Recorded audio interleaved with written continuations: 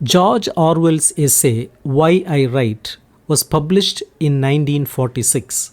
It reflects on his journey as a writer and the factors that shaped his writing. He begins the essay by sharing that he knew from a young age he was meant to be a writer. Despite trying to abandon this idea in his early adulthood, Orwell realized writing was his true calling and eventually committed to it. As a lonely child, Orwell created imaginary stories and talked to fictional characters. This loneliness, he says, influenced his desire to write. His first taste of publishing success came during World War I. When still a child, he had two poems printed in a local newspaper. In his youth, Orwell often imagined himself as the central character in an ongoing story, but never wrote it down. By his 20s, he dreamt of writing long, detailed novels with unhappy endings, rich in vivid descriptions and striking imagery.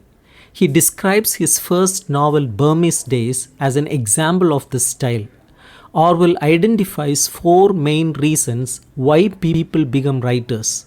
First, egoism, the desire to be recognized, admired, and remembered.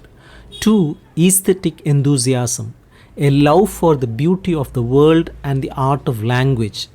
Three, historical impulse, the urge to capture reality and share it truthfully.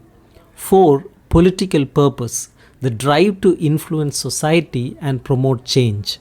All writers are political to some degree, as even the belief that art should avoid politics is itself a political stance. Despite being known for political writing, Orwell admits that his natural inclination lies more with the first three motives.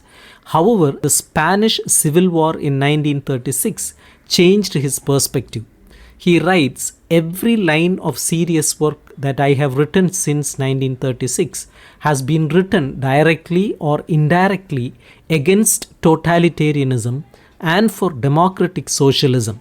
Since 1936, Orwell has aimed to blend political ideas with artistic expression. While he acknowledges his motives include egoism and vanity, he emphasizes that good writing requires effort to suppress one's ego.